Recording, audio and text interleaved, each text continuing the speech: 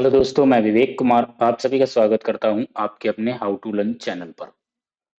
तो यहां पर मैं लेकर के आया हूं एनटीपीसी पीवाईक्यू सेट 2 है। ये 9 मई 2022 शिफ्ट 2 का मैथ्स का यहां पर हम पेपर लेकर के आए हैं। मैथ्स हम आपसे यहां पर डिस्कस करेंगे। ठीक है, तो हम आगे बढ़ते हैं और आगे बढ़ने से पहले जब हम क्वेश्चन पहुंचे उससे पहले सभी लोग एक बार टेलीग्राम ग्रुप को ज्वाइन कर लीजिए ताकि आपको यहाँ पर जो सॉल्व पीडीएफ होती है, क्लास नोट्स होता है, वो आपको विद सॉल्यूशन आपको वहां पर मिल जाए। ठीक है, और अगर का कोई टॉपिक कोई किसी भी टाइप का कोई क्वेश्चन है जो आपको एग्जाम में परेशान करता है, आप मेरे को टेलीग्राम ग्रुप पे बताइएगा, मेरे को क्वेश्चंस भेजिएगा, मैं उसका एक वीडियो आपके लिए पर्सनल बना के रखूंगा। ठीक है, और आपको वहां पे नोटिफाई भी करूंगा कि इस तरीके के जो भी आपके प्रॉब्लम्स हैं वो आप कुछ क्वेश्चन देंगे, कुछ हम निकालेंगे, तो वो प्रॉब्लम भी आपकी सॉल्व हो जाएगी। बट आपको उसके पहले आपको यहाँ पर स्कैन करके how to learn chat join करना पड़ेगा टेलीग्राम ग्रुप। ठीक है, और चैनल पर अगर आप पहली बार आए हैं और आपको मेरी बात यहाँ पर बताई हुई समझ आती है तो प्लीज चैनल को सब्सक्राइब करके जरूर जाइएगा। बहुत बहुत आपसे रिक्वेस्ट है। चलिए, तो मैथ्स यहाँ पर हम स्टार्ट करते हैं। शिफ्ट 2 है। 36 सेंटीमीटर लंबाई और 16 सेंटीमीटर चौड़ाई वाली एक आयताकार धात्विक सीट। तो देखो यहाँ पर क्या है, एक आयताकार इस तरीके से एक सीट है। ठीक है, 36 सेंटीमीटर लंबी है और 16 सेंटीमीटर चौड़ी है। इसमें इसने तीन प्लेटें कट करी हुई हैं, 6 सेंटीमीटर, 4 सेंटीमीटर और 2 सेंटीमीटर त्रिज्या वाली। मान लीजिए ये 6 सेंटीमीटर वाली है, ये 4 सेंटीमीटर वाली है और ये 2 सेंटीमीटर वाली है। ठीक है, तो यहाँ से इस तरीके से 6 सेंटीमीटर त्रिज्या वाली, 4 सेंटीमीटर त्रिज्या वाली और ये 2 सेंटीमीटर त्रिज्या वाली। तो ये तीन प्लेटों को उसने वहां से कट किया है, काट कर निकाली जाती हैं। यदि धात्विक सीट के शेष भाग का क्षेत्रफल, अब शेष भाग का क्षेत्रफल इन द सेंस आपका शेष भाग जो ये बचा हुआ है, ये जो बचा हुआ है, ये वाला जो भाग है, क्योंकि प्लेटें निकल गई होंगी, ये वाली चीज तो आपकी यहाँ पर बची गई होगी। ये बात अच्छे से क्लियर हो रही होगी। इस भाग का क्षेत्रफल एक वर्ग के क्षेत्रफल के बराबर है। ये बात अच्छे से क्लियर है। तो यहाँ पे देखो, अगर मैं बात करूं कि जो टोटल आपका रेक्टेंगल था, टोटल आपका जो रेक्टेंगल था, रेक्टेंगल, ठीक है, जो रेक्टेंगल है इससे माइनस जो प्लेट है, ठीक है, इनका अगर प्लेट का जो एरिया है माइनस कर दें तो आपका रिमेनिंग जो बचेगा उसका एरिया निकल आएगा कि नहीं निकल आएगा। ये बात सभी को क्लियर है। टोटल एरिया से प्लेटों का एरिया माइनस कर दें तो रिमेनिंग जो अभी हमने ये बताया, ये बचा हुआ एरिया आपको यहाँ पर मिल जाएगा कि नहीं मिल जाएगा। यहां तक बात सभी को अच्छे से क्लियर हो गई होगी। अब यहाँ पे बात करते हैं वर्ग का क्षेत्रफल वो बराबर है किसके। तो यहां पर क्या करोगे, वर्ग का क्षेत्रफल बराबर टोटल से माइनस कर दें जो रिमेनिंग बचेगा, तो यहां पर हम क्या करेंगे, आयत का क्षेत्रफल माइनस जो प्लेटें हैं, प्लेट मतलब सर्कुलर में है तो पाई आर स्क्वायर, पहली 6 सेंटीमीटर वाली प्लेट, तो यहां पर हम क्या करेंगे, पाई 6 का square plus pi 4 square plus pi 2 square. ये तीनों प्लेटें थी, इससे हम माइनस कर देंगे। और अगर यहाँ पर बात करें वर्ग के क्षेत्रफल की, तो वर्ग का क्षेत्रफल क्या होता है, वर्ग का क्षेत्रफल होता है ए स्क्वायर। ए स्क्वायर आयत का क्षेत्रफल क्या है, एल इंटू बी। ठीक है, माइनस अगेन वही चीज रिपीट हो जाएगी। तो देखो यहाँ पे एक चीज और कर सकते हो, यहाँ से सब में पाई आपका कॉमन मिल जाएगा। ठीक है, 6 का स्क्वायर प्लस 4 का स्क्वायर प्लस 2 का स्क्वायर, ये आपका अंदर रह जाएगा। तो ए स्क्वायर इज इक्वल टू कितना हो जाएगा, एल इंटू बी। एल कितना है, 36 है आयत में, और 16 इसकी चौड़ाई है माइनस पाई, और ये हम ऐड करेंगे तो ये कितना हो जाएगा, 36 प्लस 16 प्लस 4। ठीक है, ए स्क्वायर इज इक्वल टू 16 छक्का 96, कैरी 9, 16 तिया 48 और 9 57, 576 माइनस पाई। ठीक है, और ये कितना निकल के आएगा, ये हो जाएगा 16 4 20 यानी 56। ठीक है, और यहाँ भी हम इसकी वैल्यू को चेंज कर लेते हैं तो ये हो जाएगा 22/7 पाई की वैल्यू। 7 से कैंसिल आउट हो जाएगा 8 बार। तो आप यहाँ पर कह सकते हो ए स्क्वायर इज इक्वल टू कितना होता है, 576 माइनस 8 दूनी 16, 8 दूनी 16 और 1 17। तो ए स्क्वायर इज इक्वल टू कितना बचेगा, माइनस होने के बाद 400 बचेगा। तो यहाँ से ए की वैल्यू कितनी निकल के आएगी, ए की वैल्यू निकल के आ जाएगी 2। 400 किसका स्क्वायर होता है, 20 का स्क्वायर होता है। और उसने यही पूछा था कि वर्ग की प्रत्येक भुजा की लंबाई कितनी है, तो वर्ग की भुजा ए होती है, ए की लंबाई यहाँ पर 20 आ गई, जिसके लिए ऑप्शन नंबर 4 आपका करेक्ट हो जाएगा। तो आई होप बहुत बहुत अच्छे से आपको यहाँ पर बात क्लियर हो गई होगी। नेक्स्ट है निम्न व्यंजक को सरल कीजिए। तो सरल करेंगे, देखो यहाँ पर 0.5, 0.25 आया, तो दैट मीन्स यहाँ पर किस स्क्वायर रूट करोगे तो क्या आएगा 0.5। ठीक है, अगर मैं 0.5 का स्क्वायर करूं तो 25 आता है, और इसको हम कैसे लिख सकते हैं 0.5 इंटू 0.5, तब जाके 25 मिलेगा। तो पॉइंट का एक डिजिट, पॉइंट के दो डिजिट, तो पॉइंट यहाँ लग जाएगा, तो इसको रूट से बाहर निकालेंगे तो 0.5 निकलेगा। आई होप अच्छे से बात क्लियर हो गई। यहाँ पर 0.5 निकलेगा, यहाँ पर अगर बात करोगे तो यहाँ पर 0.07, क्योंकि यहाँ पर 4 डिजिट हो गए तो 2 डिजिट आपके उसमें रहे होंगे जो डिजिट, यहाँ पर आओगे 09 है, तो यहाँ भी आपका रहा होगा 0.3। इतनी बात क्लियर है। तो यहाँ से निकलेगा कितना, पहले वाले से 0.5 प्लस, अब 0.07 प्लस इंटू में आपका ये 2 था, तो 2 7 जा 14, तो 0.14 प्लस 3 3 जा 9, तो पॉइंट का आपका 09 हो जाएगा, क्योंकि 0.3 इंटू 0.3, अगेन 3 3 जा 9 और 09 हो जाएगा। ठीक है, सॉरी यहाँ पर ये माइनस है, तो इसको हम ऐड करेंगे, हो जाएगा 64 पॉइंट का 64 माइनस 0.09, तो ये आपको यहाँ पर कितना 55 मिल जाएगा, और पॉइंट यहाँ पे लग जाएगा, तो 0.55 ऑप्शन नंबर थर्ड यहाँ पे करेक्ट हो जाएगा। क्लियर हो रही है अच्छे से बात। चलो नेक्स्ट, ए किसी वस्तु को 12,300 में खरीदता है और वह 200 रुपए भाड़े पर खर्च करता है, भाड़े का मतलब कन्वेंस पे लगाता है, तो ये 12,300 रुपए में खरीदता है प्लस 200 रुपए कन्वेंस पे लगाता है, तो इसको ये कितने का 12,500 रुपए। ठीक है, यहाँ तक बात क्लियर है। अब देखो ध्यान से समझो, ए ने बी को बेचा, बी ने सी को बेचा। ठीक है, तो ए यहाँ पर कितने का बेचता है, ठीक है 10%, 6% ला पर बेचता है। ए 12,500 रुपए की चीज खरीद कर लाता है, प्लस कितना 10%, तो इसका हम 10% 12,500 है, 12,500 में 12,50 ऐड कर दो, कितना आएगा 0,573 13,750, यानी बी को उसने कितने में बेचा होगा 13,750 रुपए में। इतनी बात अच्छे से क्लियर है। ठीक है, अब बी ने जब सी को बेचा तो उसने 6% का प्रॉफिट लिया, तो 6% इसका निकाल दो 13,750, और 6% हमको निकालना होगा, तो 6 पंचे 30, 6 सत्ते 42, 3 45, 6 तिया 18 और 4 22, 6 एकम 6 2 8। ठीक है, 6 पंचे 30, 6 सत्ते 42, 3 45, यानी 825, 825 रुपए का प्रॉफिट लिया होगा। 5 5 2 7, 7 5 12, 3 और 1 4, 14,275। ये बात अच्छे से क्लियर हो गई, इसमें बिल्कुल भी आपको यहाँ पर डाउट नहीं होगा। 8 7 15, 5 5 2 7, 8 7 15, 15 15। ठीक है, 3 और 1 4, 14,575। इतनी बात सबको क्लियर है। 14,575 का बेचा होगा किसको, सी को, 14,575। ये बात अच्छे से क्लियर है। अब सी ने यहाँ क्या किया, सी ने यहाँ पर इतना रुपए और अधिक प्रिंट कर दिया, तो 2,915 इसमें ऐड कर दो। 5 5 10, 7 1 8 1 9, 9 5 14, 4 2 6 और 1 7 और 1, यानी 17,490। सी ने प्रिंट ये कितना कर दिया, ये इसने इतने इस पे प्रिंट करके लिख दिया 17,490। इतनी बात क्लियर है। और उसके बाद 10% की छूट पर बेचता है, तो पूछ रहे हैं सी द्वारा अर्जित लाभ कितना होगा। समझिए, 17,490 वाली चीज है, आपने 10% डिस्काउंट पर बेची, तो माइनस 10% डिस्काउंट कितना हो जाएगा 1749 रुपए। ठीक है, कितने में बेची होगी वो निकल के आ जाएगा, 10 से 9 जाएगा 1।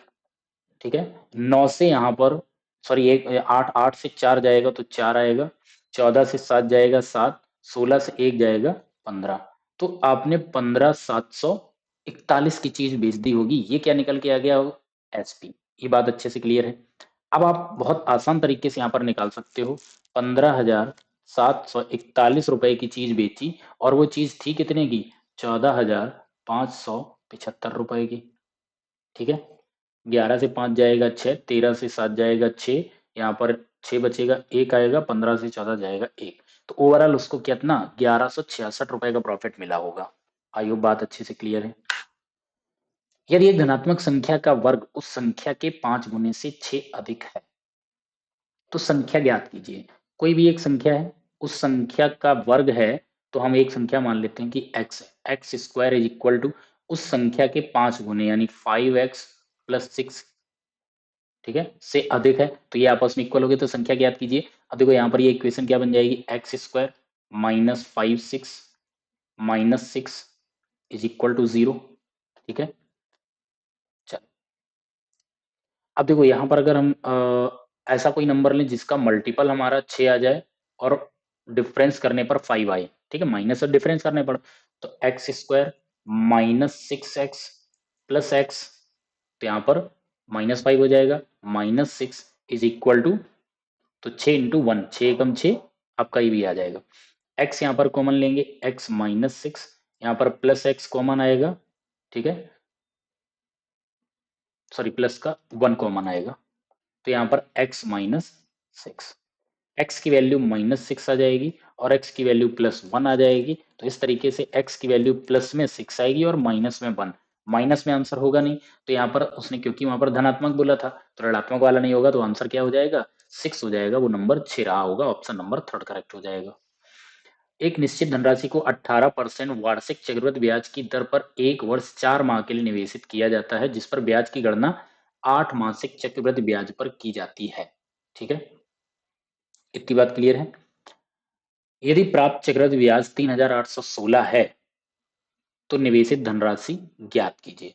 तो सबसे पहले अगर हम बात करें यहाँ पर जो आपका रेट ऑफ इंटरेस्ट है वो 8 महीने पे लग रहा है, तो रेट भी आपका ईयरली वाला 8 महीने के ही हो जाएगा। जैसे मैं अगर बात करूं, अगर आपकी rate of interest 10% per annum है और फिर कहे छमाही ब्याज हो जाता है तो डिवाइड 2 कर देते हैं तो रेट भी हाफ हो जाता है। ये बात अच्छे से क्लियर है। तो जितना टाइम हो जाता है उसी अकॉर्डिंग रेट होती है। तो यहाँ पर अगर हम टाइम की बात करें तो टाइम हमारा 8 महीने पे लग रहा है, किसमें, 12 से, तो ये कितना हो जाता है, 2/3 होता है। तो यहाँ पर जो रेट आपकी 18% है, 18 का 2/3 करेंगे तो आपका कितना रेट आपको यहाँ पर आ जाए, कितना, 12%। ये बात क्लियर है, इसमें बिल्कुल भी किसी को डाउट नहीं होना चाहिए। प्रिंसिपल यहाँ पर हम मान लेते हैं 100 रुपए, रेट यहाँ पर मान लेते हैं कितना, 12% मान क्या लेते हैं, वो तो दिया ही गया है, ठीक है। और यहाँ पे टाइम की बात करेंगे, 1 वर्ष 4 महीने, यानी 12 और 4 16, 16 महीने हैं, 16 महीने में आपको 8-8 महीने में ब्याज लेना है, यानी 2 बार मिलेगा। तो एक्चुअली इसको हम बोल देते हैं 2, ठीक है। टाइम कितना है, 2 आपके 8-8 महीने वाले हैं, या 2 छमाही ऐसे बोल देते हैं, तो आपको यहाँ पर T2 आ जाएगा। ये बात अच्छे से क्लियर है, समझिए। पहले साल के लिए आपको यहाँ पर 12%, 100 का 12% 12 मिलेगा। दूसरे साल में आओगे तो आपको 100 का 12% प्लस 12 का 12% 1.44। ये बात क्लियर है। ओवरऑल हमारा सीआई कितना हो जाता है यहाँ पर, 12 12 24 और 1 25, आप यहाँ पर बोलोगे 25.44। क्वेश्चन में कितना दे रहा है, क्वेश्चन में 3816, इसकी वैल्यू है 3816। यहाँ पर बात अच्छे से क्लियर हो रही है। चलो आपको निकालना क्या है, आपको निकालना है प्रिंसिपल। प्रिंसिपल तो हमने 100 लिया, तो 100 वाली वैल्यू आपको यहाँ पे फाइंड आउट करनी है। 3816 इंटू आपका 100 अपॉन में आ जाएगा 25.44। क्लियर है इतनी बात, बिल्कुल भी यहाँ पर किसी को डाउट नहीं होगा। चल डिवाइड कर लेते हैं, 4 से हम डिवाइड अगर इसको करेंगे, 4 छंग 24, 4 तिया 12, 4 छंग 24, 4 से डिवाइड, 4 9 36, बचेगा 21, 4 पंचे 20, 4 चौको 16। एक बार और 4 से डिवाइड कर लेते हैं, 4 से डिवाइड करेंगे, 4 एकम 4, 23, 4 पंचे 20, 4 नेम 36, ठीक है। 4 से यहाँ पर डिवाइड करेंगे, 4 दूनी 8, 15, 4 तिया 12, 34, ये तो 4 से डिवाइड नहीं होएगा, ये डिवाइड 4 से नहीं होगा, ठीक है, ठीक है। ये कितने से डिवाइड हो सकता है, इसको हम अगेन डिवाइड करें तो 3 से डिवाइड करें, क्योंकि 5 4 9 9, 6 6 12 3 15, 3 से डिवाइड हो जाएगा। 3 से करेंगे, 3 दूनी 6, 3 एकम 3, 3 दूनी 6, यहाँ पर 3 त्रिका 9, 3 एकम 3, 2 बचेगा, 3 अट्ठे 24, ठीक है। इतनी बात अच्छे से क्लियर हो गई, यहाँ पर तो बिल्कुल भी अब किसी को डाउट नहीं होना चाहिए। तो अब आपके पास यहाँ पर बचा 318 इंटू 100 अपॉन में आपके पास ये, यहाँ पर सॉल्व कर लेते हैं। 318 इंटू 100 अपॉन में आपके पास है 2.12, ठीक है, क्लियर है। 8 3 11 1 12, 2 2 4 1 5।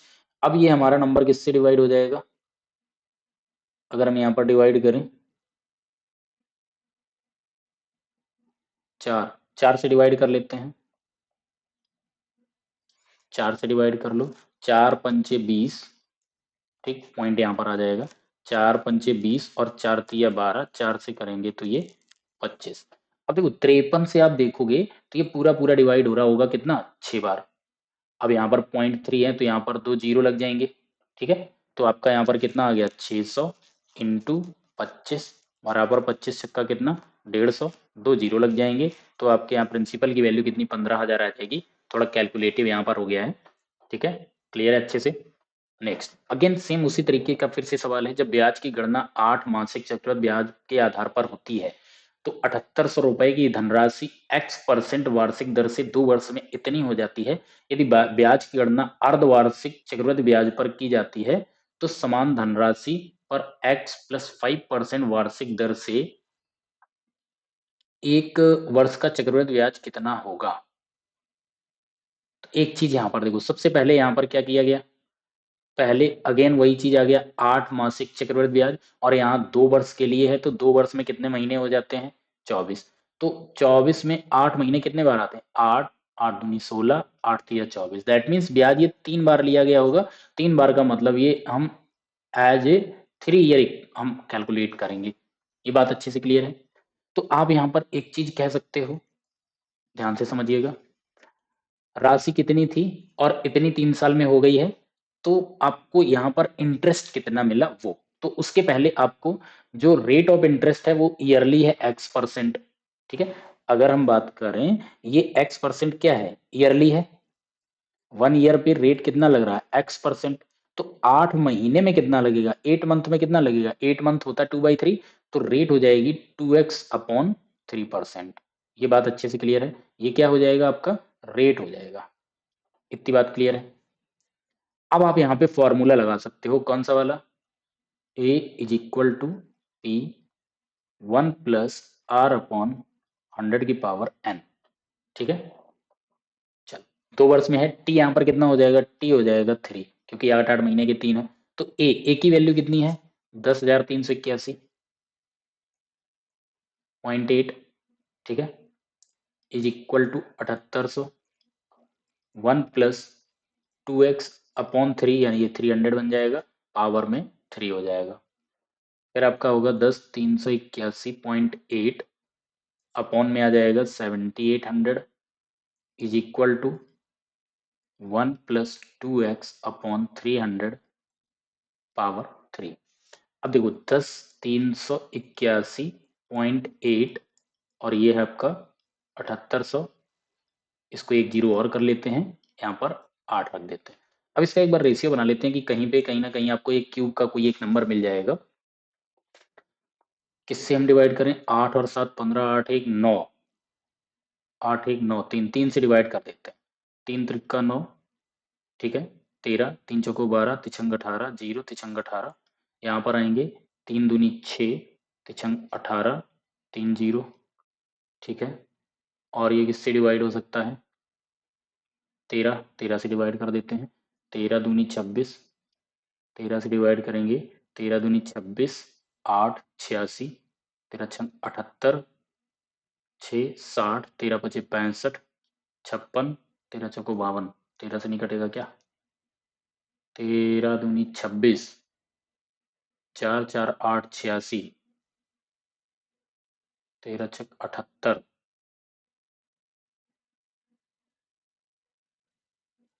86 78, 6 बचे, 8 बचेगा, 80 होगा, हाँ कट जाएगा, 13 दूनी 26, बचेगा 8 86, 13 छंग 78, फिर 8 बचेगा 80, 13 छंग 78, फिर 2 26, 13 दूनी 26, ठीक है। अब ये डिवाइड हो जाएगा किससे, 2 से, 2 एकम 2, 2 ती 2 ती 2 एकम 2, और यहाँ पर आपका ये आ जाएगा 1000। तो यहाँ से आपको ये क्या मिलेगा, अब इसके बाद ये डिवाइड नहीं होगा, ये फाइनल हो गया। दैट मीन्स आप यहाँ पर रेशियो बनाओगे 1331/1000 बराबर 1 + 2x/300 पावर 3। इसको आप क्या कह सकते हो, इसको आप कह सकते हो 11/10 की power 3 is equals to 1 + 2x/300 power 3। 3 से 3 आपका पावर कैंसिल आउट हो जाएगा और ये 1 इधर आ जाएगा, तो क्या होगा 11/10 - 1 इज इक्वल टू 2x/300, ठीक है। यहाँ पे बात क्लियर है यहाँ पर इतनी। अब इसको हटा देते हैं।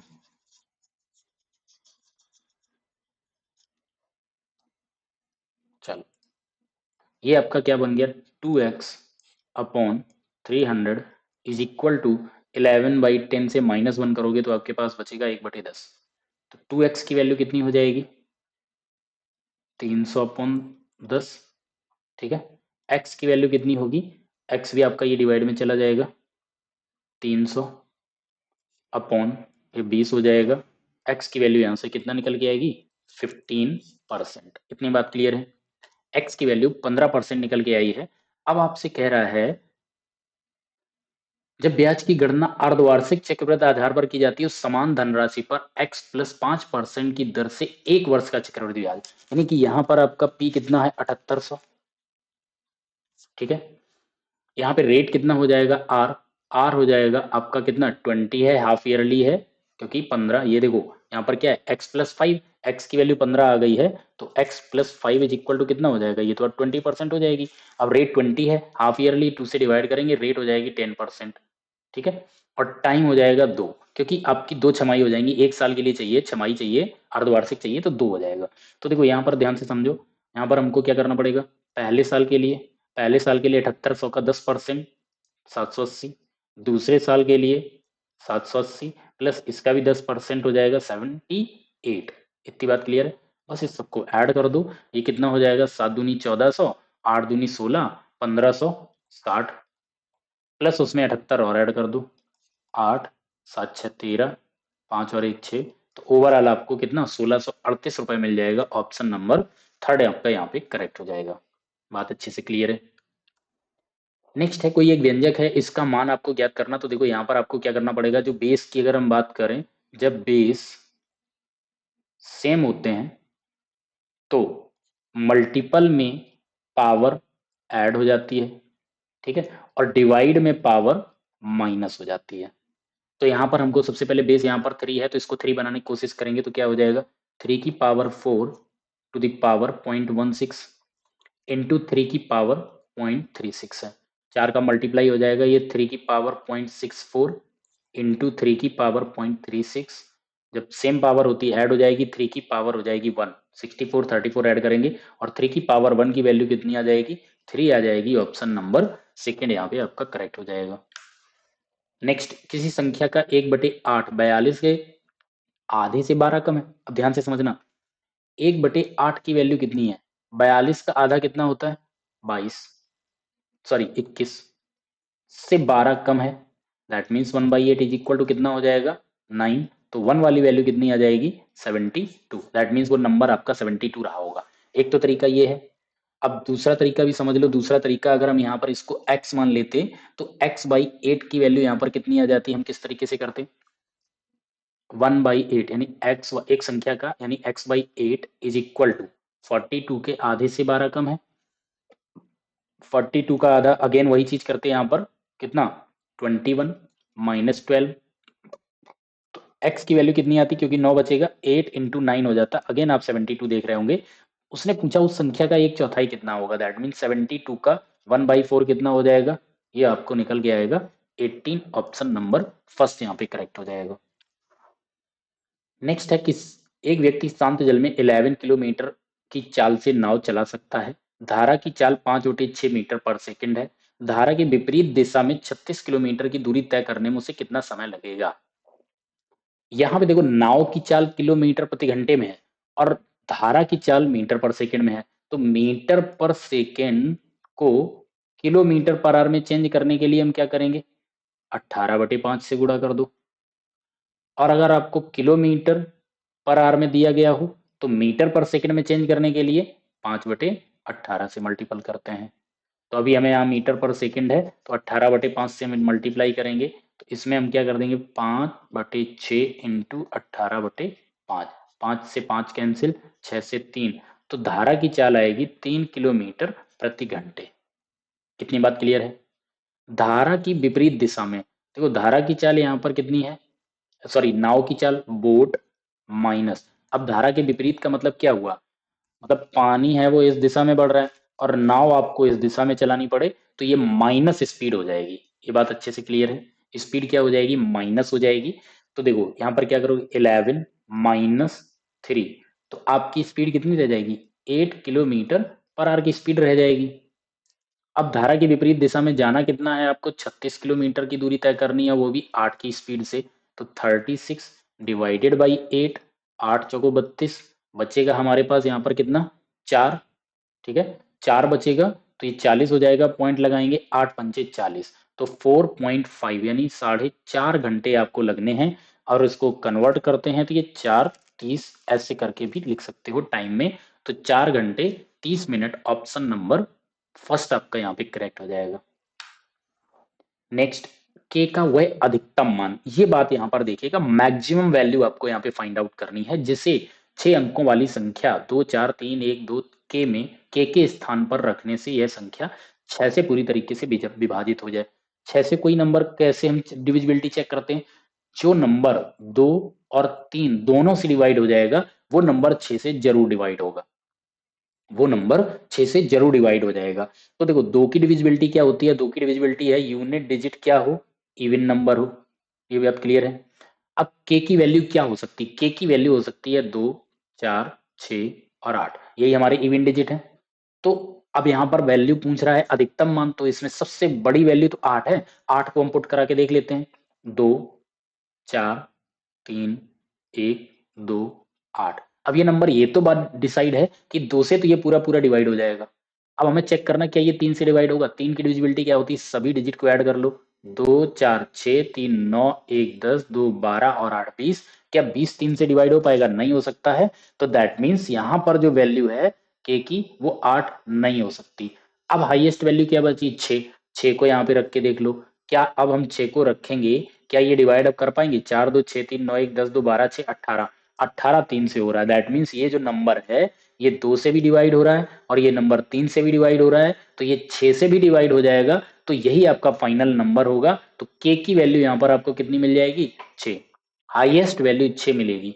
आई होप बात बहुत अच्छे से यहाँ पे क्लियर हो गई होगी। ठीक है, चलो नेक्स्ट, 11 15 20 और 30 में से प्रत्येक से के ग्रेटर देन 0 घटाया जाता है तो इस क्रम में प्राप्त संख्याएं समानुपात में होती हैं। समानुपात का मतलब है ए रेशियो बी, समानुपात का साइन ऐसे होता है सी रेशियो डी। ठीक है, और इसमें आप जानते होंगे बाहर बाहर का मल्टीप्लाई, अंदर अंदर का मल्टीप्लाई, तो ये हम बोल सकते हैं a d is equal to b c के होता है।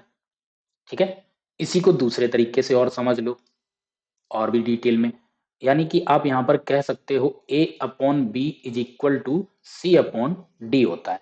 ये बात भी सही है, ये बात भी सही है और ये बात भी सही है। अब ये बात अगर प्रूफ करोगे तो आपको क्रॉस मल्टीपल यहाँ पर हो जाता है, तो ए और डी का मल्टीप्लाई हो जाएगा इज इक्वल टू बी और सी का मल्टीप्लाई हो जाएगा। अगेन वही चीज यहाँ पर निकल के आ जाती है। तो ये बात अच्छे से आपको यहाँ पर क्लियर हो गई होगी। तो इस फॉर्मेट में रख के हम देखो इसको सॉल्व करते हैं। तो देखो नंबर ये है और हमने इसको 0 से बड़ा नंबर है, कौन नंबर है, वो के है, के को हमने माइनस किया है। ठीक है, तो 11, ये वैल्यू क्या हो जाएगी ए, ये हो जाएगा बी, ये सी और ये डी। तो 11 माइनस के अपॉन में 15 माइनस के बराबर होगा 20 माइनस के यानी सी, 20 माइनस के अपॉन 30 माइनस के। इतनी बात सभी को क्लियर हो रही होगी अच्छे से। अब देखो यहाँ पर क्या करेंगे, हम क्रॉस मल्टीपल कर देंगे, इसका इसमें मल्टीप्लाई, इसका इसमें मल्टीप्लाई। तो हम इसका इधर करेंगे, 30 का 11 में करेंगे, 11 तिया 33, 330 माइनस 30 के। ठीक है, फिर हम के का मल्टीप्लाई करेंगे, -11 के प्लस के स्क्वायर, क्योंकि माइनस और माइनस का मल्टीपल होगा तो के स्क्वायर हो जाएगा इज इक्वल टू, इधर से करूँ 15 दूनी 330 और एक जीरो, -15 के, फिर माइनस हो जाएगा यहाँ पर 20 के प्लस के स्क्वायर। ये बात अच्छे से क्लियर है।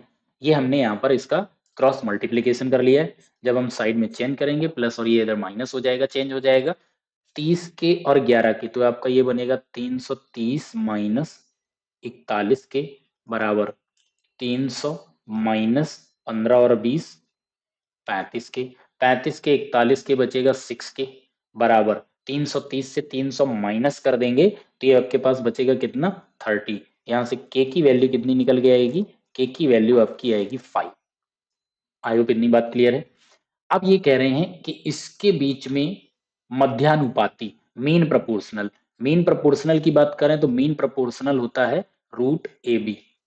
ठीक है, तो ये जो वैल्यू है यहाँ पे, ये वाली जो वैल्यू है ये आपका ए बन जाएगा और ये वाली वैल्यू है ये आपका बी बन जाएगा। तो दोनों की वैल्यू हम यहाँ से निकाल लेंगे, तो दोनों की वैल्यू निकालते हैं।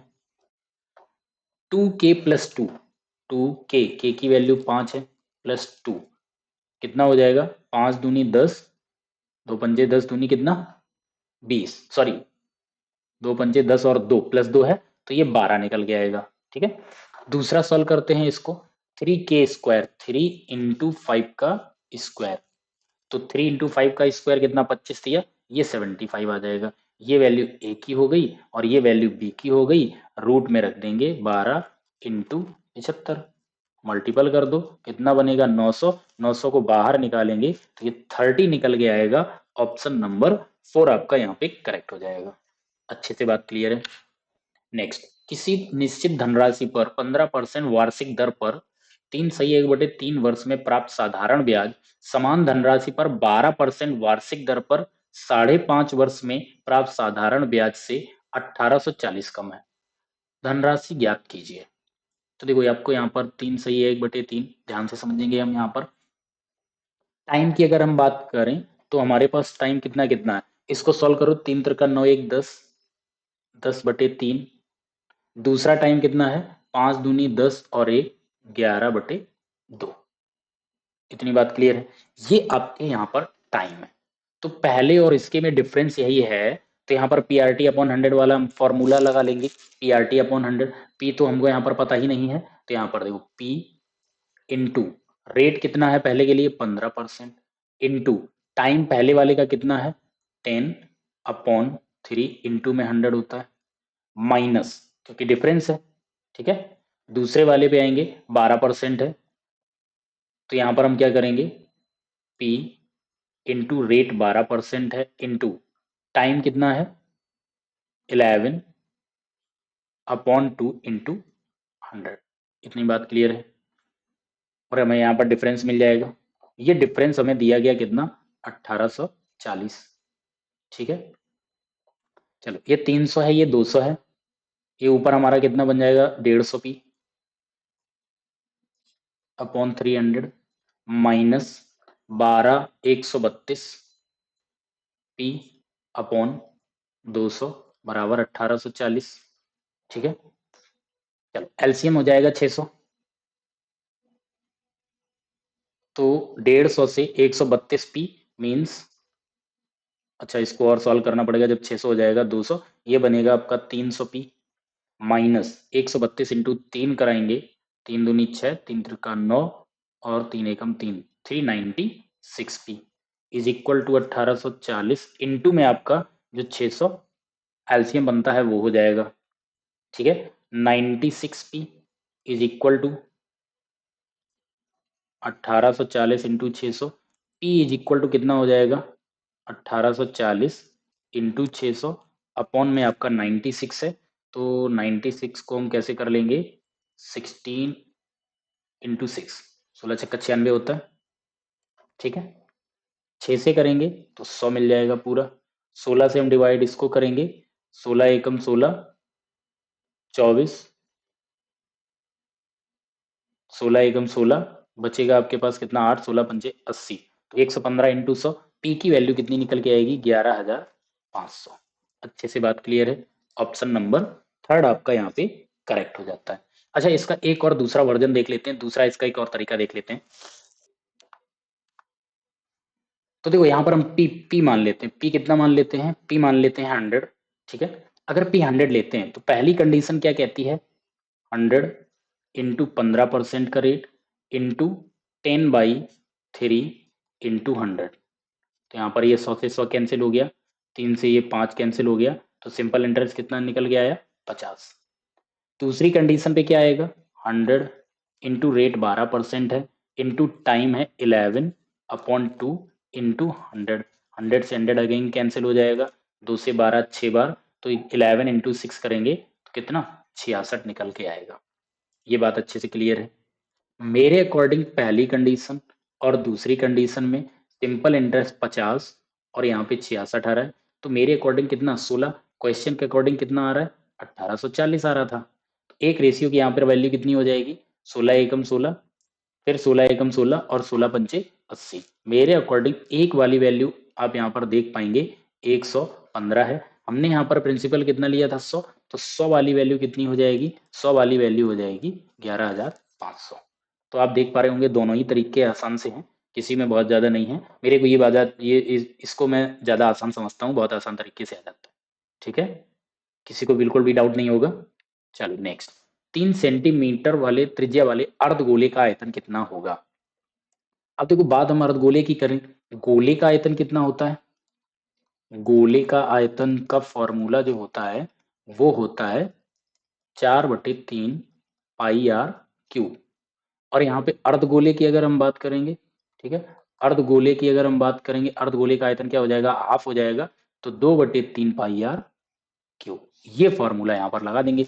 आर आपको यहाँ पर पता ही है, तो यहाँ पर क्या करोगे 2/3 into pi into 3 into 3 into 3, 3 से 3 आपका कैंसिल आउट हो जाएगा, 3 इंटू 3 9 इंटू 2 18, 18 पाई आपका आंसर नंबर फर्स्ट यहाँ पे करेक्ट हो जाएगा। ठीक है, यदि घन के मुख्य विकर्ण की लंबाई 12 सेंटीमीटर है तो घन का आयतन क्या होगा। घन के विकर्ण का जो फॉर्मूला होता है वो क्या होता है, घन का विकर्ण होता है साइड रूट 3। ठीक है, जो विकर्ण होता है वो क्या होता है साइड रूट 3। तो यहां पर हम कैसे लिखेंगे, diagonal is equal to side root 3 होता है। ठीक है, घन का जो डायगोनल होता है साइड रूट 3, और डायगोनल की लंबाई हमको दी गई है, डायगोनल कितना दिया गया 12, 12 is equal to side root 3। अब देखो स्क्वायर को हम कैसे लिख सकते हैं, 4 into 3 is equal to side root 3।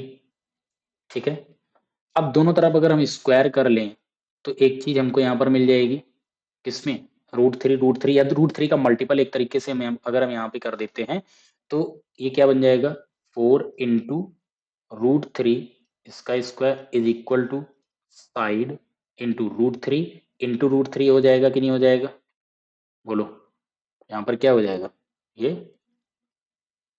Root 3। तो इस रूट 3 से आपका ये हट जाएगा तो आपके पास बचेगा क्या 4 रूट 3 बचेगा इज इक्वल टू यहाँ पर आपका साइड। तो आपको यहाँ पर क्या निकल के आ गया, साइड आपकी कितनी आ गई 4 रूट 3। अब यहाँ पर बात कर रहे हैं वॉल्यूम की, तो इसका जो आयतन होता है वो आयतन क्या होता है, आयतन होता है भुजा का क्यूब, यानी जो घन का आयतन है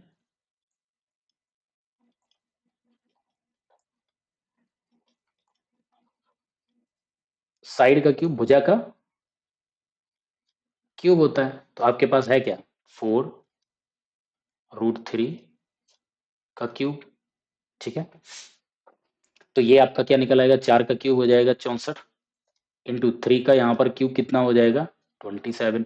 अब इस 27 में भी हम कर सकते हैं 64, रूट में जो लिखा हुआ है 9 इंटू 3 कर दें, स्क्वायर रूट लगा तो 9 बाहर आ जाएगा, 64 इंटू 3 रूट 3, 3 का इसमें कराएंगे मल्टीपल 192 रूट 3। ये आपका फाइनल आंसर हो जाएगा, ऑप्शन नंबर सेकेंड करेक्ट हो जाएगा। बात क्लियर है। चलो नेक्स्ट, किसी चट्टान पर बैठा एक प्रेक्षक किसी नाव को 30 डिग्री के अवनमन कोण पर देखता है। अब देखो यहाँ पर क्या है, ये कोई एक चट्टान है, यहाँ पर आदमी बैठा है और एक नाव है वो यहाँ पे है। ठीक है, और ये नाव चट्टान की तरफ ऐसे बढ़ रही है। ठीक है, इस तरीके से नाव चट्टान की तरफ बढ़ रही है। जब नाव यहाँ पे थी तब ये देखा तो यहाँ पर एंगल 30 डिग्री का है। नाव यहाँ पे आ जाती है तो यहाँ से ये एंगल कितना बनता है 60 डिग्री का एंगल बनता है। ये अच्छे से बात क्लियर है, इसमें बिल्कुल भी यहाँ पर डाउट नहीं होना चाहिए। ठीक है, तो आपके पास देखो दो ट्रायंगल बन गए, इसको हम नाम दे देते हैं ए बी सी और यहाँ पर ये पॉइंट डी। तो एक ट्रायंगल है एबीसी, एक ट्रायंगल है एबीडी, ठीक है। तो एबीडी है ये कितना है 60 डिग्री है, एबीसी है वो 30 डिग्री है। अब यहां से देख लो, अगर मैं बात करूं ट्रायंगल ए बी डी की, तो एबीडी यहां पर कितना है, एबीडी के लिए हम बोलेंगे यहां पर 10, अच्छा जो हाइट है वो यहाँ पर x हो जाएगी, और इनके बीच का जो यहाँ पर होगा वो हम x ले लेते हैं और ये y, ठीक है। इतनी बात क्लियर है। तो यहाँ पर क्या हो जाता है, base 10 60 degree is equal to क्या होता है, लंब h बटे आधार, तो ये y हो जाएगा। ये बात क्लियर एबीडी के लिए। 10 60 डिग्री की वैल्यू कितनी होती है, √3 is equal to h upon y. तो यहाँ पर x की वैल्यू कितनी हो जाएगी, तो ये √3y is equal to h, h की वैल्यू हो जाएगी √3y, ठीक है। इसमें बिल्कुल भी डाउट नहीं होना चाहिए। अब दूसरे ट्रायंगल की बात कर लेते हैं, ट्रायंगल एबीसी, एबीसी कितना 30 डिग्री वाला है, तो यहाँ पर 10 30 डिग्री, ये क्या होता है, ये भी होता है लंब बटे आधार, आधार यहाँ पर कितना है x प्लस वाई हो जाएगा, क्योंकि इस वाले के लिए तो आधार ये पूरा है, तो x प्लस वाई हो जाएगा। 10 30 की वैल्यू कितनी होती है, 1√3 is equal to x h upon x plus y. ये क्या हो जाएगा, h का इधर मल्टीप्लाई हो जाएगा, तो आप कह सकते हो x plus y is equal to √3h, ठीक है। यहाँ पर किसी को डाउट? अच्छा एक चीज और, h की वैल्यू आपको यहाँ पर पता है, h की वैल्यू यहाँ पर पुट करा दो, क्या हो जाएगा, x plus y is equal to √3, h की वैल्यू कितनी है, इंटू √3y, ठीक है। इतनी बात क्लियर, √3 इंटू √3 ये क्या हो जाएगा, x plus y is equal to 3y, ठीक है। तो x इज इक्वल टू कितना हो जाएगा, माइनस उधर हो जाएगा जाके, तो ये 2y, तो x अपॉन वाई ये कितना हो जाएगा, 2/1। ये बात अच्छे से यहाँ पर सभी को क्लियर हो गई होगी। तो आप कह सकते हो x रेशियो y कितना है, 2:1 है। अब एक चीज देखो, नाव किधर 10 मिनट बाद नाव का अवनमन कोण देखा गया, तो ये वाली जो डिस्टेंस है ये कितनी देर में कवर करी गई है, x डिस्टेंस है, अगर ये 10 मिनट में कवर करी जाती है और x की वैल्यू यहाँ पर 2 है, तो 1 की वैल्यू कितनी हो जाएगी यहाँ पर, यानी ये है आपका किसके बराबर, 10 मिनट के बराबर। तो y 1 है, 1 वाली वैल्यू कितनी हो जाएगी, 5 मिनट हो जाएगी। तो ये वाली जो डिस्टेंस कवर करी गई होगी ये कितनी देर में कवर करी गई होगी, 5 मिनट में। तो ओवरऑल आपकी जो डिस्टेंस कवर करी गई वो कितने मिनट लगे होंगे, 10 और 5 15 मिनट। यही वहां पर पूछा गया है, नाव द्वारा तट तक पहुंचने में लगा कुल समय ज्ञात कीजिए, तो वो आपका ऑप्शन नंबर 4 करेक्ट हो जाएगा, 15 मिनट। तो बात अच्छे से क्लियर हो गई होगी। नेक्स्ट, एक त्रिभुज के आधार की लंबाई संगत ऊंचाई से 6 सेंटीमीटर अधिक है। तो यहां पर एक ट्रायंगल है, ठीक है। कह रहा ऊंचाई, ऊंचाई से कितना है, ऊंचाई अगर हम h ले लेते हैं तो आधार की लंबाई हो जाएगी h प्लस 6 सेंटीमीटर ज्यादा है, आधार की लंबाई ऊंचाई से 6 सेंटीमीटर ज्यादा है, और उसका आपको एरिया ये दिया गया है। तो ट्रायंगल का एरिया क्या होता है, ट्रायंगल का एरिया होता है 1/2 इंटू बेस इंटू हाइट। तो यहाँ पर क्या है, 1/2 बेस कितना है, इंटू h प्लस 6, ठीक है, इनटू हाइट h ही है, इज इक्वल टू आपको ये 108 दिया गया है, इसका यहाँ मल्टीपल कर लो, तो ये कितना बनेगा, 1/2 into h square plus 6h is equal to 108।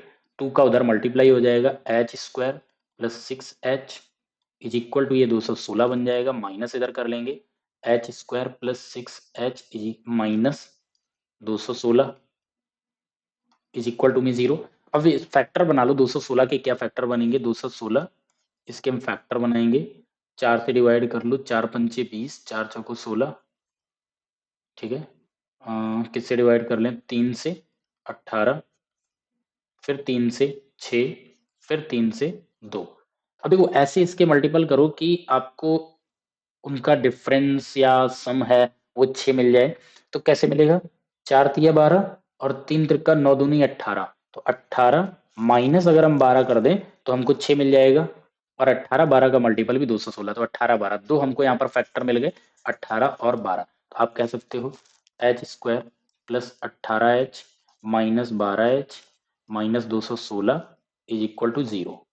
H common हो जाएगा, एच प्लस 18 माइनस 12 कॉमन हो जाएगा, एच प्लस 18। तो यहाँ पर दो वैल्यू आ गई, H plus 18 H minus 18 sorry 12। अब देखो प्लस वाला जो वैल्यू है एच की वैल्यू कितनी -18 देगा, और माइनस वाला वो +12 देगा। तो आपका आंसर ये होगा ना कि ये लंबाई तो आपकी प्लस में होगी। एच की वैल्यू कितनी 12 निकल के आई है, तो यहाँ पर 12 प्लस 6 आधार हो जाएगा 18, और आपकी लंबाई हाइट हो जाएगी 12। पूछा क्या गया है आधार की लंबाई, तो आधार की लंबाई कितनी होगी 18 सेंटीमीटर। ऑप्शन नंबर 4 आपका यहाँ पे करेक्ट हो जाएगा।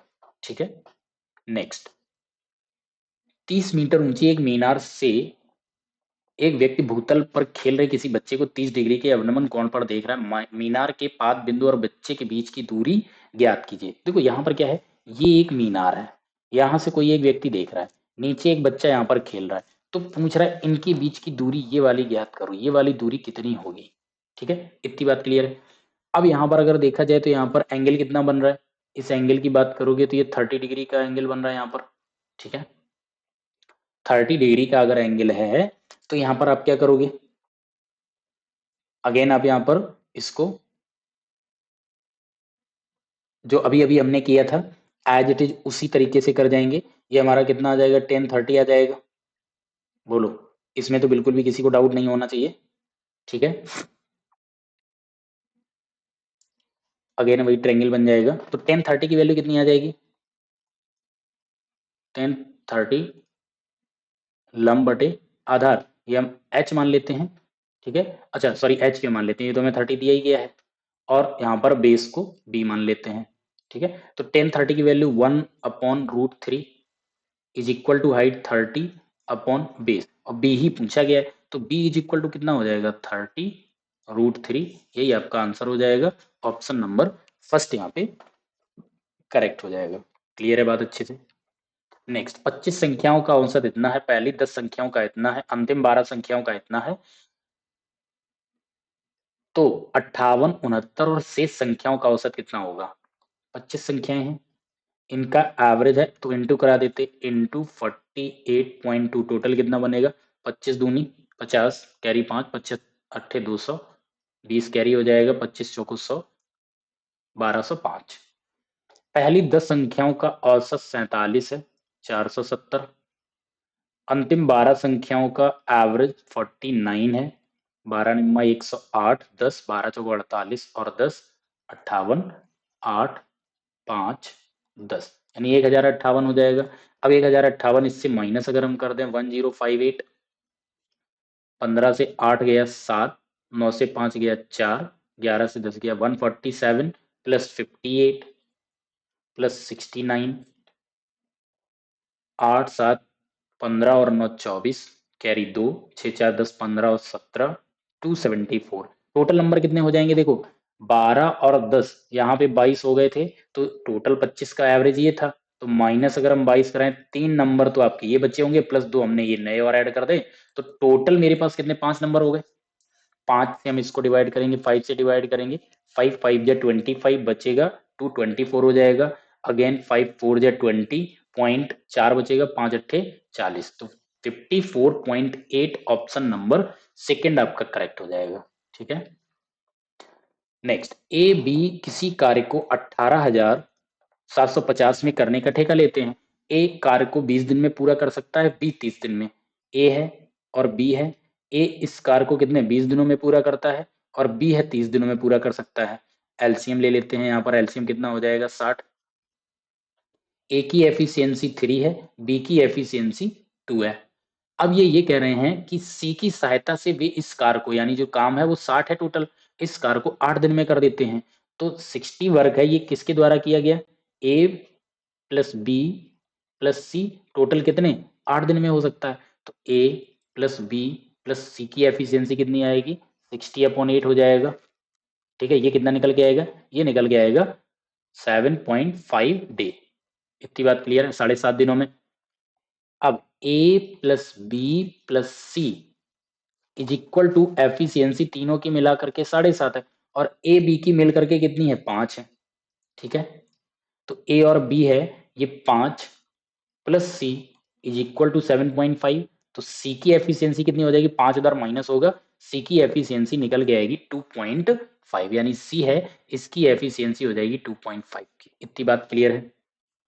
ए बी सी क्या क्या एफिशिएंसी है? अब देखो पॉइंट है, पॉइंट अगर हटा दें तो 2 से मल्टीपल कर दो, तो ये 2 से मल्टीपल करने का मतलब 5 है, तो पूरे रेशियो में होगा 2 दूनी 4 और 2 तिहाई 6, यानी इस रेशियो में पैसा इन तीनों को मिलेगा। अब उन्होंने पूछा क्या है? सी को उसके कार्य के अनुपात में कितना भुगतान किया जाना चाहिए? तो सी को 5 रेशियो के रेशियो मिलेगा, तो टोटल रेशियो कितना है? 6, 4, 10 और 5, 15। टोटल रेशियो 15 है, टोटल पैसा 18,750 है। तो एक रेशियो की वैल्यू कितनी हो जाएगी? ठीक है, या डायरेक्ट यहाँ पर 5 रेशियो की वैल्यू निकाल दो, सी का पूछा है। तो सी अगर देखा जाए 15 और 5 यानी 3 और 1 का रेशियो है, 3 से डिवाइड कर दो, 18। ठीक है, 3 दूनी 6, फिर आपके पास बचेगा 15, 3 बचे 15, तो यहाँ से वैल्यू आपकी निकल के आ जाएगी 5 रेशियो की वैल्यू कितनी? 6,250। ऑप्शन नंबर थर्ड यहाँ पे करेक्ट हो जाएगा। क्लियर है? डाउट बिल्कुल भी नहीं होगा किसी को। नेक्स्ट, किरण की शादी 20 वर्ष पूर्व हुई थी। ठीक है, चलो किरण की शादी, तो यहाँ पे ये हम मान लेते हैं क्या? Present age. अब इनकी 20 साल पहले शादी हुई थी। ठीक है, ध्यान से समझना, ये प्रेजेंट है, प्रेजेंट से 20 साल पहले। तो किरण की आयु उसकी शादी के समय की उसकी आयु की 11/7 गुनी है। दैट मीन्स यहां पर कितनी रही होगी? 7, और आज की एज हो गई उसकी 11। तो देखो रेशियो में, यहां पर बात ध्यान से समझो, रेशियो में डिफरेंस कितना है? 4 का। एज में डिफरेंस कितना है? 20 का। तो आप बोल सकते हो 4 बराबर है 20 ईयर के, तो 1 इज इक्वल टू कितना हो जाएगा? 5 ईयर के। एक रेशियो की वैल्यू अगर 5 है तो 7 रेशियो की वैल्यू कितनी हो जाएगी? 35, और 11 रेशियो की वैल्यू कितनी हो जाएगी? 55। यानी शादी उसकी 20 साल पहले तब 35 की थी, और आज वो 55 की हो गई है। अब क्या पूछ रहा है? अब से 10 वर्ष बाद उसकी आयु कितनी होगी? तो अभी एज उसकी 55 है, तो अब से 10 वर्ष बाद इसमें 10 और ऐड कर देंगे, तो उसकी एज कितनी? 65 ईयर्स एज हो जाएगी। ऑप्शन नंबर फर्स्ट यहाँ पे करेक्ट हो जाएगा। बात क्लियर है बहुत अच्छे से? नेक्स्ट, प्रेक्षणों की एक निश्चित संख्या का माध्य 12 है। माध्य का मतलब यहाँ पर हो जाता है एवरेज। ठीक है, और माध्यिका का मतलब होता है बीच का नंबर। तो यहाँ पर एवरेज 12 आ रहा है, उनमें से एक प्रेक्षण को निकालने पर माध्य अपरिवर्तित रहता है। तो मान लेते हैं पहले मतलब एक्स प्रेक्षण रहे होंगे, एवरेज 12 है, तो टोटल कितना रहा होगा? 12x। अब मेरे पास प्रेक्षण क्या हो गया? एक प्रेक्षण को निकाल दिया, तो प्रेक्षण होंगे x-1। एवरेज अभी भी 12 है, तो अब आपका यहां पर ये कितना बन रहा है? 12x minus 12। इसको यहाँ पे माइनस हम करा देंगे, इसको हम माइनस कराएंगे तो ये माइनस, ये प्लस हो जाएगा, तो ये तो माइनस प्लस कैंसिल आउट हो जाएगा। तो आपके पास यहाँ पर क्या बचेगा? आपके पास ओनली और ओनली 12 बचेगा। तो जो आपने एक प्रेक्षण निकाला था, जो गया है बाहर, उसकी वैल्यू कितनी रही होगी? 12 रही होगी। ऑप्शन नंबर 4 करेक्ट हो जाएगा। दूसरा एक लॉजिक यहाँ पे समझो, पहले एक्स प्रेक्षण थे, यहाँ पर एवरेज 12 था, तो इसका मतलब ये है जितने भी प्रेक्षण होंगे सभी की वैल्यू 12 12 12 12 12 होगी। अब यहां से कोई निकलता है और एवरेज पे कोई फर्क नहीं पड़ता है, तो इसका मतलब वो 12 ही लेकर के अपना गया होगा, इसीलिए कोई फर्क नहीं पड़ा, क्योंकि पहले सब 12 12 के थे, अभी भी सभी 12 12 के हैं। जो 12 वाला था वो बाहर चला गया, बाकी सब 12 12 बच गए। इसी तरीके से अगर एक कोई नया आ जाए, फिर भी प्रेक्षणों पे कोई फर्क ना पड़े, दैट मीन्स 12 वाला ही अंदर आया, तभी कोई फर्क नहीं पड़ा। अगर ज्यादा वाला आता तो वो एवरेज बढ़ा देता, कम वाला आता तो एवरेज घटा देता। इतनी बात सभी को क्लियर हो रही है यहाँ पर? तो ये यहाँ पर हम इस तरीके से लॉजिक लगा के भी आंसर दे सकते हैं। आंसर 12 ही आएगा, 12 लेकर ही गया होगा। ठीक है, नेक्स्ट, 2001 में बैच 2 में प्रशिक्षित उम्मीदवारों की संख्या 2005 में बैच 5 में प्रशिक्षित उम्मीदवारों की संख्या से कितने प्रतिशत अधिक थी? तो देखो, यहाँ पर 2001 में बैच 2, तो 2001 में बैच 2 ये है, और 2005 में बैच 5 में कितना है? 90। तो 144 है, वो 90 से कितना प्रतिशत अधिक है? नंबर में देखेंगे तो कितना अधिक है? 54 अधिक है। किससे कंपेयर करना है? इससे कंपेयर करना है। तो यहाँ पर क्या करोगे? 54/90 इंटू 100। ठीक है, देखो 0 से 0 कैंसिल आउट कर दो, 9 से 6 टाइम हो जाएगा, 6 इंटू 10, आपका आंसर कितना आएगा? 60%। क्लियर है बात अच्छे से? बिल्कुल भी यहाँ पर किसी को डाउट नहीं होगा। तो ये यहाँ पर आपके सेकंड मीटिंग के जो तो क्वेश्चन थे, वो सारे के सारे मैथ्स यहाँ पर कर दिए हैं। हम उम्मीद करते हैं कि आपको बहुत अच्छे से समझ आया होगा। और हाँ, चैनल पर अगर पहली बार आए हैं, तो अगर आपको बात ये मेरी पूरी समझ आ गई, क्वेश्चन आपको अच्छे से समझ आए हैं, तो प्लीज जरूर जरूर जरूर से चैनल को सब्सक्राइब कीजिएगा और अपने दोस्तों के साथ शेयर कीजिएगा। और टेलीग्राम जो ग्रुप है, इसको भी ज्वाइन कर लीजिए। तो यहाँ से आपको सॉल्व्ड पीडीएफ मिल जाता है। प्लस अगर आपका कोई टॉपिक है, किसी टाइप के क्वेश्चन है जो आपको एग्जाम में परेशान करते हैं, आपको क्या करना है? टेलीग्राम ग्रुप पे फोटो भेजनी है, और जितने हो सकते हैं क्वेश्चन आपके अकॉर्डिंग, जो लगता है बहुत सारे टफ क्वेश्चंस नहीं बन रहे हैं, उन सभी क्वेश्चंस को मेरे पास फोटो भेज दीजिए। मैं उसको आपका वीडियो सॉल्यूशन विद शॉर्टकट और तरीके से टाइम कैसे बचाएं, पूरा हम आपको वहां पर प्रोवाइड कर देंगे। ठीक है, तो इसी के साथ हम आपसे मिलते हैं नेक्स्ट सेशन में। तब तक के लिए bye bye, take care, thank you.